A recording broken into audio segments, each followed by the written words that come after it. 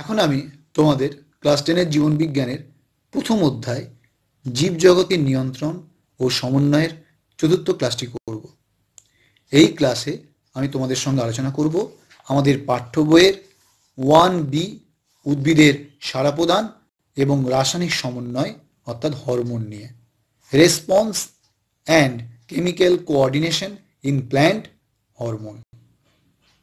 এই যে হরমোন শব্দটা তোমরা শুনছো, এটি সর্বপ্রথম বিজ্ঞানী বেলিস এবং স্টার্লিন 1905 খ্রিস্টাব্দে প্রবর্তন করেছিলেন। তাহলে হরমোনের জনককে বিজ্ঞানী বেলিস এবং স্টার্লিন। ছোট প্রশ্ন, এই যে হরমোন, এই শব্দটা কি থেকে এসেছে জানো? গ্রিক শব্দ হরমোইন বা হরমাও থেকে, যার অর্থ হলো জাগ্রত করা বা উত্তেজিত করা। এটা কিন্তু একটা ছোট প্রশ্ন যে হরমোন শব্দটি কি থেকে এসছে। কি থেকে এসছে? হর মাও বা হরমোইন। অর্থ কি? উত্তেজিত করা বা জাগ্রত করা। আমাদের ঘুম থেকে কে তুলে দিত ছোটবেলায়? মা তুলে দিত। অর্থাৎ কি ওঠা উঠতে কেন বলতো? যে আমাদের কাজ আছে বলে। তাহলে আমাদেরকে উঠতে বলছে, তেমনি হরমোনও কি করছে? উদ্ভিদের বিভিন্ন অংশে কাজগুলোকে জাগ্রত করছে বা উত্তেজিত করছে। এবং প্রাণীদের ক্ষেত্রেও তাই। আমরা উদ্ভিদ নিয়ে পড়ছি, উদ্ভিদের নামটা করলাম, প্রাণীদের ক্ষেত্রেও তাই। পরবর্তীকালে বিজ্ঞানী ভেন্ট 1928 খ্রিস্টাব্দে উদ্ভিদের ভ্রূণমুকুল আবরণী থেকে অক্সিন নামক হরমোন আবিষ্কার করেছিলেন। এবার আমরা জেনে নেব হরমোনের সংজ্ঞা বা হরমোন কাকে বলে। এক কথায় হরমোন হচ্ছে জৈব রাসায়নিক পদার্থ। জৈব রাসায়নিক পদার্থ কাকে বলে? যে সকল রাসায়নিক পদার্থ জীবদের কোষে উৎপন্ন হয় তাদেরকে বলছি আমরা জৈব রাসায়নিক পদার্থ। হরমোন এমন এক প্রকার জৈব রাসায়নিক পদার্থ যা সকল কোষে কিন্তু উৎপন্ন হয় না, বিশেষ কিছু কোষ সমষ্টিতে উৎপন্ন হয় বা নির্দিষ্ট কিছু কোষে উৎপন্ন হয়। সকল কোষে কিন্তু হরমোন উৎপন্ন হবে না। এই বিশেষ কোষগুলো কি না? উদ্ভিদের ক্ষেত্রে অগ্রস্ত ভাজক করা, প্রাণীদের ক্ষেত্রে অন্তঃক্ষরা গ্রন্থি বা অনাল গ্রন্থি এখানে উৎপন্ন হয় বা নিশ্চিত হয়। উৎপন্ন হওয়ার পর হরমোন দেহতলের মাধ্যমে, উদ্ভিদের ক্ষেত্রে দেহতলটা কি? জল। প্রাণীদের ক্ষেত্রে রক্তলসিকার মাধ্যমে বা ব্যাপন ক্রিয়ার দ্বারা উৎপত্তি স্থল থেকে দূরে বাহিত হয়। যেখানে উৎপন্ন হলো সেখান থেকে দূরে বাহিত হলো, অর্থাৎ ক্রিয়াস্থলে বাহিত হয় এবং কোষের বিপাক ক্রিয়াকে নিয়ন্ত্রণ করে। আর ক্রিয়ার পর ধ্বংসপ্রাপ্ত হয়ে যায়, আর কিন্তু থাকে না। সেই পদার্থ হচ্ছে হরমোন। তাহলে হরমোন কাকে বলে ভালো করে কি বলবে?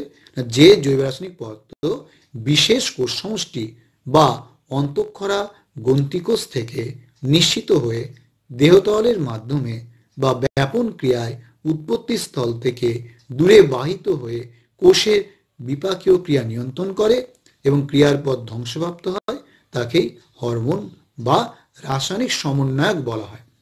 তাহলে আরেকটা কথা আমরা জানতে পারলাম যে রাসায়নিক সমন্বয়ক হরমোনকে বলা হচ্ছে, কিন্তু কেন বলা হচ্ছে? একটু আগেই জানতে পেরেছি যে হরমোন হচ্ছে একটা রাসায়নিক পদার্থ, জৈব রাসায়নিক পদার্থ। এই জৈব রাসায়নিক পদার্থটা কি করে জানো?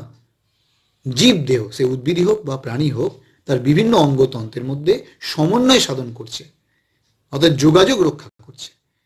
যে সমন্বয় সাধন করছে বলে এর নাম হলো রাসায়নিক সমন্বয়ক বা কেমিক্যাল কোঅর্ডিনেটর। এবার আমরা জেনে নেব হরমোনের সঙ্গে উৎসেচকের পার্থক্য কোথায়। এটা খুব গুরুত্বপূর্ণ বা উল্লেখযোগ্য পার্থক্য, খুব মন দিয়ে পড়বে। দেখো, একটু আগে জানলাম যে হরমোন উৎপন্ন কোথা থেকে? অনাল গ্রন্থি থেকে, অর্থাৎ নির্দিষ্ট কোষ থেকে, এবং উদ্ভিদের ক্ষেত্রে অগ্রস্ত ভাজক কলা থেকে। আর উৎসেচক কোথা থেকে উৎপন্ন হয়? সমস্ত সজীব কোষ থেকে। একটু আগে তোমাদেরকে বললাম হরমোন কিন্তু সমস্ত কোষ থেকে উৎপন্ন হয় না, বিশেষ কোষ সমষ্টি বা নির্দিষ্ট কোষ সমষ্টি উৎপন্ন হয়। সকল কোষে কিন্তু হরমোন উৎপন্ন হয় না। উৎসেচক কিন্তু সকল কোষে, সকল কি কোষে? সজীব কোষে উৎপন্ন হয় উৎসেচক। হরমোন কি করে? সাধারণত উৎসস্থল থেকে দূরবর্তী স্থানে ক্রিয়া করছে, অর্থাৎ উৎসস্থলে ক্রিয়া করে না, কিন্তু কিছু ব্যতিক্রম আছে, লোকাল হরমোন। আর উৎসেচক কি করে? উৎপত্তি স্থলেও ক্রিয়া করে, অন্যান্য স্থলেও ক্রিয়া করে। হরমোন ক্রিয়ার পর ধ্বংসপ্রাপ্ত হয়, কিন্তু উৎসেচক ক্রিয়ার পর ধ্বংসপ্রাপ্ত হয় না, থেকে যায়।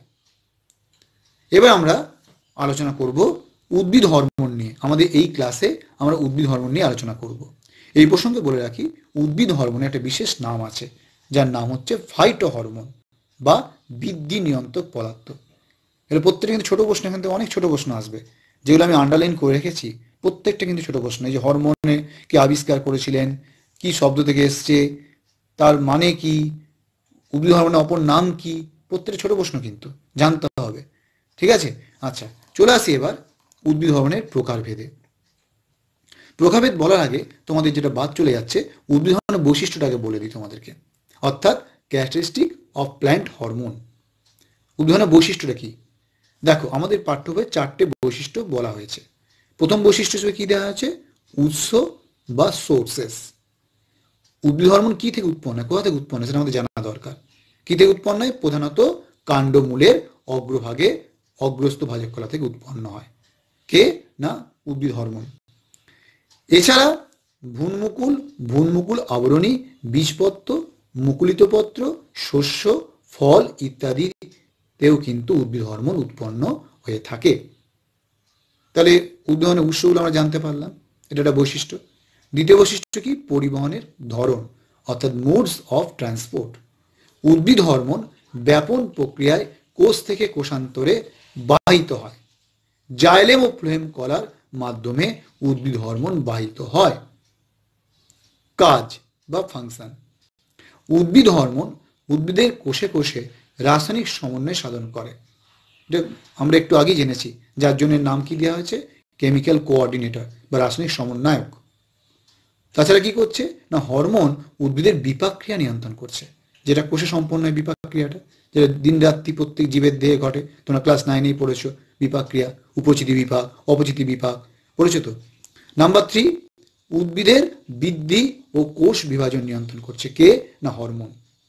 নাম্বার 4, উদ্ভিদ হরমোন ফুলের উৎপত্তি, পরিস্ফুটন, পরিণতি এবং যৌন বৈশিষ্ট্য প্রকাশে সাহায্য করছে। আমরা জেনে নিই লাস্ট বৈশিষ্ট্য আমাদের পাঠ্য বইয়ের কি, তার না পরিণতি। উদ্ভিদ হরমোন ক্রিয়ার পর ধ্বংসপ্রাপ্ত হয়। তো আমরা জেনেছি যে হরমোনের এটা ধর্ম, সে ক্রিয়ার পর আর থাকবে না, ধ্বংসপ্রাপ্ত হচ্ছে। তাহলে এই 4টে হলো উদ্ভিদ হরমোনের বৈশিষ্ট্য। 4টে কিন্তু আমাকে ভালো করে পড়বে। উদ্ভিদ হরমোনের বৈশিষ্ট্য লিখতে হলে তোমাদের 4টে লিখতে হবে, ঠিক আছে? তবে নাম্বার অনুযায়ী লিখবে, যেমন নাম্বার থাকবে সেরকম লিখবে। এবার চলে আসি উদ্ভিদ হরমোনের প্রকারভেদে, টাইপস অফ প্ল্যান্ট হরমোন, যেটা আমাদের এই ক্লাসের প্রধান আলোচ্য বিষয়। উদ্ভিদ হরমোনকে প্রধানত 3 ভাগে ভাগ করা হয়ে থাকে: অক্সিন, জিব্রেলিন, সাইটোকাইনিন। তার মধ্যে এই অক্সিন উদ্ভিদ হরমোনটা নিয়ে আমরা এই ক্লাসে আলোচনা করব। পরবর্তী ক্লাসে আমরা জিব্রেলিন ও সাইটোকাইনিন নিয়ে আলোচনা করব। অক্সিন আগে জেনে নিই, এই অক্সিন যাকে বলছি এর রাসায়নিক সংকেতটা কি? C10H9O2N। এই কথাটার মানেটা কি? এই কথাটার মানে হচ্ছে একটা অক্সিন অণুতে 10টি কার্বন পরমাণু, 9টি হাইড্রোজেন পরমাণু, 2টি অক্সিজেন পরমাণু ও 1টি নাইট্রোজেন পরমাণু থাকবে। তাহলে অক্সিজেনের রাসায়নিক উপাদানগুলো কি দাঁড়ালো? কেমিক্যাল কনস্টিটিউয়েন্টগুলো কি দাঁড়ালো? Carbon, hydrogen, oxygen, nitrogen. এবার জেনে নিই অক্সিজেনের রাসায়নিক নামটা কি? Indole acetic acid. Indole acetic acid, যাকে আমরা সংক্ষেপে IAA বলি। ঠিক আছে, রাসায়নিক নামটা জানতে পারলাম। এবার চলে আসি অক্সিজেনের উৎস বা অরিজিন, অর্থাৎ অক্সিজেন কোথা থেকে উৎপন্ন হয়ে থাকে। উৎসটা কি না, অক্সিজেনের মূল উৎস হলো কাণ্ডমূলের অগ্রভাগ, অর্থাৎ কাণ্ডমূলের অগ্রভাগে কিন্তু অক্সিজেন প্রধানত উৎপন্ন হয়ে থাকে।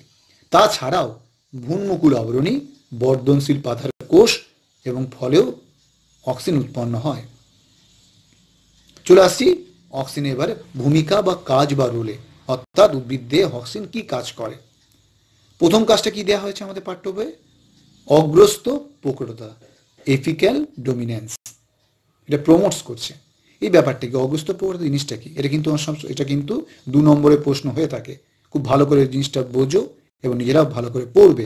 অগ্রস্থ প্রকটতা বা এপিক্যাল ডোমিনেন্স জিনিসটা কি, আমি তোমাদের পাঠ্য বইয়ে ছবি দিয়ে দেখাচ্ছি। দেখো একটু আগেই বললাম অক্সিজেন হরমোন কোথায় উৎপন্ন হয়? প্রধানত কাণ্ডমূলের অগ্রভাগে, তাই তো বললাম। তাহলে যেহেতু অক্সিজেন হরমোন কাণ্ড, আমাদের এখানে কাণ্ড দিয়ে দেখানো হয়েছে ছবিতে, তো কাণ্ডের অগ্রভাগে এবং মূলের অগ্রভাগে উৎপন্ন হচ্ছে, তার ফলে কাণ্ড অগ্রভাগে কে থাকে না, অগ্রমুকুল। তো সেখানে ওদের উৎপন্ন হচ্ছে বলে সে দ্রুত বৃদ্ধি পাচ্ছে, অর্থাৎ সে আলোর দিকে এগিয়ে যাচ্ছে, অর্থাৎ গাছ লম্বায় বাড়ছে, মূল লম্বায় বাড়ছে, কাণ্ড লম্বায় বাড়ছে। কিন্তু এই যে অগ্রস্ত অংশে অক্সিজেন অধিক মাত্রায় উৎপন্ন হচ্ছে, তার ফলে পার্শ্বীয় যে মুকুল বা পার্শ্বীয় অংশে বৃদ্ধি ব্যাহত হচ্ছে, অর্থাৎ হচ্ছে না বা কমে যাচ্ছে, হচ্ছে না বলবো না, কম হচ্ছে। তাই যদি উদ্ভিদের অগ্রভাগ কেটে দেওয়া হয়, তার ফলে কি দেখতে পাবে, যে পার্শ্বীয় মুকুলের বৃদ্ধিটা ঘটে। তাহলে এইরকম অগ্রস্ত মুকুলের উপস্থিতিতে বা অক্সিজেন উপস্থিতিতে অগ্রস্ত মুকুলের যে পার্শ্বীয় মুকুলের বৃদ্ধি ব্যাহত হওয়া, এই ঘটনাকে বলা হচ্ছে এপিক্যাল ডোমিনেন্স বা অগ্রস্ত প্রকটতা। ঠিক আছে, কিছু বুঝতে পারলে? আচ্ছা, চলে আসছি অক্সিজেনের দ্বিতীয় কাজ, তার নাম কি? কোষ বিভাজন ও কোষের আকার বৃদ্ধি। দেখো, তোমরা ক্লাস 8 থেকে কোষ শব্দটা শুনে আসছো। আমরা জেনে আসছো যে কোষ হলো প্রত্যেক জীবের গঠনগত কার্যগত একক, অর্থাৎ প্রত্যেকটা জীবের দেহ গঠিত হয়েছে বিভিন্ন প্রকার কোষ দ্বারা, এবং কোষের কাজই হচ্ছে সেই জীবদেহের কাজ। কিন্তু তোমরা নিশ্চয়ই এটা শুনেছ যে আমাদের প্রত্যেকটা জীব সৃষ্টি হই আমরা একটা মাত্র কোষ থেকে, যার নাম হচ্ছে জাইগোট। সেই একটা মাত্র কোষ থেকে উৎপন্ন হওয়ার পরেও আমাদের দেহ, সে উদ্ভিদই হোক প্রাণী হোক, কোটি কোটি কোষ উৎপন্ন হয়েছে। কি করে হলো? একটা কোষ থেকে এত কোষ, না কোষ বিভাজন পদ্ধতির দ্বারা। সেই কোষ বিভাজন আমরা ক্লাস 10-এ পড়বো পরবর্তী অধ্যায়ে। কিন্তু তোমরা এখন জাস্ট জেনে রাখো যে কোষ বিভাজনের দ্বারা কোষের সংখ্যাটা বাড়ে। এই যে কোষ বিভাজন উদ্ভিদের ক্ষেত্রে কে ঘটিয়ে থাকে? না অক্সিন নামক হরমোন, যার দ্বারা উদ্ভিদের কোষের সংখ্যা বৃদ্ধি পাচ্ছে, ফলে উদ্ভিদটাও আকারে বৃদ্ধি পাচ্ছে। শুধু আকারে বৃদ্ধি পাওয়া শুধু নয়, বা একে কোষের সংখ্যা বৃদ্ধি পাওয়া শুধু নয়, একটা কোষের যে নির্দিষ্ট আয়তন থাকে, সে আয়তনটাকেও কিন্তু ফিরিয়ে দিচ্ছে অক্সিজেন, অর্থাৎ সে আয়তনটাকেও বজায় রাখছে।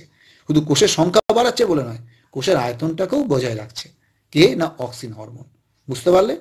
চলে আসছি তৃতীয় কাজ। কি অক্সিজেনের? না মূলের বৃদ্ধি, রুট গ্রোথ। লঘু ঘনত্বের অক্সিজেন মূলের বৃদ্ধিতে সাহায্য করে। যেহেতু মূল স্বল্প অক্সিজেনে অধিক অনুভূতিশীল, তাই লঘু ঘনত্ব মানে কম ঘনত্বের অক্সিজেনে মূলের বৃদ্ধি ভালো হয়। চলে আসছি ফলের বৃদ্ধি, পরবর্তী কাজ, ফ্রুইট গ্রোথ। দেখো, এখন বাজারে গিয়ে তোমরা দেখতে পাও, বা যে কোনো কৃষি মেলায় দেখতে পাও, বিশাল বড় আকৃতির পেঁপে, বিশাল বড় আকৃতির টমেটো, হ্যাঁ, যেগুলোতে কোনো বীজ নেই কিন্তু আকারটা খুব বড়। উদ্ভিদের ক্ষেত্রে আমরা জানি ফুল থেকে ফল উৎপন্ন হয়। একটা ফুলের 4টে স্তবক থাকে আদর্শ ফুলে, তার মধ্যে স্ত্রী স্তবকের যে ডিম্বাশয় বা গর্ভাশয়, সেটি নিষেক ও পরাগযোগের পরে ফলে রূপান্তরিত হয়, এবং সেই ডিম্বাশয়ের ভেতরে যে ডিম্বক থাকে, সেটা পরাগযোগ ও নিষেকের পরে বীজে রূপান্তরিত হয়। তাই আমরা যে ফলগুলো সাধারণত খেয়ে থাকি, সেটা দেখি যে বীজযুক্ত হয়ে থাকছে। কিন্তু অক্সিন হরমোনের যখন পরিমাণ বৃদ্ধি ঘটে বা পরিমাণ বেড়ে যায়, তখন পরাগযোগ নিষেক ছাড়াই ফুলের ওই ডিম্বাশয় কিসে পরিণত হয়? ফলে রূপান্তরিত হয়। কিন্তু ডিম্বক কিন্তু বীজে রূপান্তরিত হতে পারে না। ফলে একদিকে ফলগুলোর আকারটা বেড়ে যায়, অপরদিকে সেই ফলে কোনো বীজ থাকে না। আর এইরকম বীজবিহীন ফল সৃষ্টির যে ঘটনা, তাকেই বলা হচ্ছে পার্থেনোকার্পি। এটা কিন্তু খুব উল্লেখযোগ্য ছোট প্রশ্ন। ঠিক আছে, মন দিয়ে এটা পড়বে, জিনিসটা বুঝতে পারলে আশা করি পার্থেনোকার্পি জিনিসটা কি। আর অক্সিজেনের সঠিক পরিমাণে ফলের আয়তনে বৃদ্ধি পাচ্ছে। বুঝতে পারলাম ব্যাপারটা? আরেকটি অক্সিজেনের গুরুত্বপূর্ণ কাজ, খুবই উল্লেখযোগ্য কাজ, ট্রপিক চলন নিয়ন্ত্রণ, যেটা প্রায় কিন্তু মাধ্যমিক পরীক্ষায় আসে। খুব ভালোভাবে জিনিসটা বুঝে না, আমি তোমাদেরকে বুঝিয়ে দিচ্ছি। দেখো, আমরা এই অধ্যায়ের প্রথম যে ক্লাসগুলো করেছি, তার মধ্যে দ্বিতীয় ক্লাসটায় আমরা ট্রপিক চলন নিয়ে আলোচনা করেছি বিস্তারভাবে। আমি তাও তোমাদের একটু মনে করিয়ে দিই, ট্রপিক চলন কি? না এক প্রকার বক্র চলন, যে চলনটা কার প্রভাবে হয়ে থাকে? উদ্দীপকের গতিপথ অনুসারে হয়ে থাকে, উদ্দীপকের গতিপথ অনুসারে। মনে পড়ছে আমরা জানলার কাছে একটা গাছ রেখেছিলাম, যে গাছটা দেখলাম যে আলো যে দিক থেকে আসছে, সেদিক থেকে সেই দিকে বেরিয়ে যাচ্ছে, তাই তো? এটা আমরা দ্বিতীয় ক্লাসে করেছি তো। এবার দেখো, আমরা জানবো যে কেন এরকম হয়। আমরা টপিক চলনের জন্য হয় আমরা জানি, কিন্তু কি করে হচ্ছে সেটা আমরা ব্যাখ্যাটা এখন জানবো। দেখো, একপার্শ্বীয় আলো, একপার্শ্বীয় মানে কি? যে কোনো একটা পাশ থেকে আলোটা আসছে, তো সেই একপার্শ্বীয় আলোর প্রভাবে কাণ্ড এবং মূল উভয়ের ক্ষেত্রে কি হয়? আলোর দিকের যে কোষগুলো আছে, তার তুলনায় বিপরীত দিকে যে কোষগুলো আছে, সেই কোষগুলোতে অধিক মাত্রায় অক্সিজেন জমা হয়। অর্থাৎ বিপরীত দিকের কোষে বেশি করে অক্সিজেন জমা হয়েছে, আর আলোর দিকের কোষগুলোতে কম করে অক্সিজেন জমা হয়েছে। যেহেতু কাণ্ড অধিক মাত্রার অক্সিজেনে বেশি অনুভূতিশীল, এটা কাণ্ডের একটা ধর্ম, তাই যেদিকে বেশি মাত্রার অক্সিজেন আছে, কোন দিকে? আলোর বিপরীত দিকে। সেই দিকের কোষগুলো কি হবে? দ্রুত বিভাজিত হবে, ফলে তাদের সংখ্যা বৃদ্ধি পাবে, তারা আকারে তাড়াতাড়ি বাড়বে সেই দিকটা। কার তুলনায়? না আলোর দিকের যে কোষগুলোর তুলনায়। কেন? মানে আলোর দিকের কোষগুলোতে কম মাত্রায় অক্সিজেন আছে, ফলে সেগুলো কম মাত্রায় বিভাজিত হয়েছে। তাহলে কি হচ্ছে? বিপরীত দিকের যে কোষগুলো দ্রুত বিভাজিত হওয়ার ফলে তাদের বৃদ্ধি দ্রুত ঘটছে, কার তুলনায়? আলোর দিকের কোষগুলোর তুলনায়। কার ক্ষেত্রে? কাণ্ডের ক্ষেত্রে। তার জন্য কি হচ্ছে? যে আলোর দিকের কোষগুলো যেহেতু কম বৃদ্ধি পেয়েছে, তাই বিপরীত দিকের কোষগুলো দ্রুত বৃদ্ধি হওয়ার জন্য সে সাপোর্ট কোনো অবলম্বন না পাওয়ার জন্য আলোর দিকে বেঁকে যাচ্ছে। তাই কাণ্ড শাখা প্রশাখা আলোর দিকে বেঁকে যায়, যে কারণে একটু আগে দেখালাম যে টব থেকে, টবে লাগানো গাছটা জানলার দিকে বেরিয়ে যাচ্ছে। একে বলছি আমরা পজিটিভ ফটোটপিক চলন, আলোকবর্তী চলন। মূলের ক্ষেত্রে কি হচ্ছে? মূলের ক্ষেত্রে যেহেতু মূল স্বল্প অক্সিজেনে বেশি অনুভূতিশীল, অর্থাৎ যেখানে কোষে, মূলের যে কোষগুলোতে কম অক্সিজেন আছে সেই কোষগুলো বেশি বিভাজিত হবে। কোন দিকের কোষে বেশি কম অক্সিজেন আছে? না আলোর দিকের কোষগুলোতে। কারণ একটু আগেই বললাম, একপার্শ্ব আলোর প্রভাবে মূল ও কাণ্ড আলোর দিকের কোষগুলোর তুলনায় বিপরীত দিকের কোষে বেশি মাত্রায় অক্সিজেন জমা হয়, অর্থাৎ আলোর দিকের কোষগুলোতে কম অক্সিজেন জমা হয়। যেহেতু কাণ্ড অধিক মাত্রার অক্সিজেনে বেশি অনুভূতিশীল, তাই কাণ্ডের ক্ষেত্রে বিপরীত দিকের কোষগুলো দ্রুত বিভাজিত হচ্ছিল।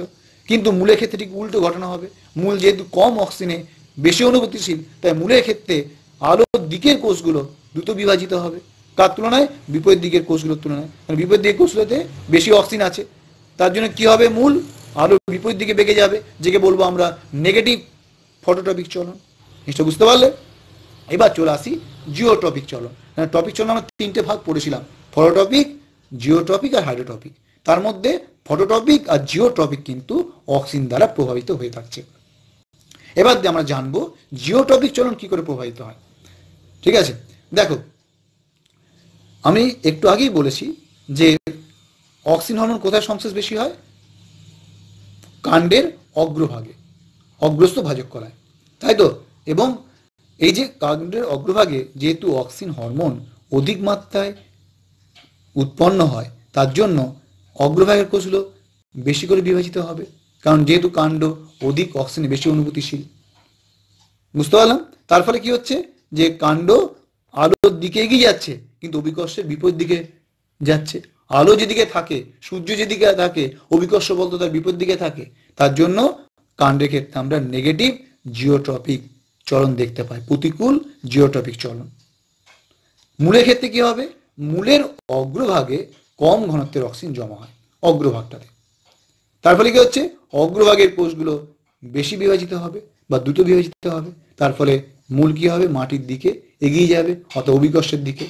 অভিকর্ষ কোথায় আছে? মাটির নিচের দিকে আছে। তার জন্য মূলের ক্ষেত্রে আমরা কি দেখতে পাবো? পজিটিভ জিওট্রপিক চলন দেখতে পাওয়া যায়। এইভাবে অক্সিজেন হরমোনের অসমান বন্টন ট্রপিক চলনকে নিয়ন্ত্রণ করে থাকছে।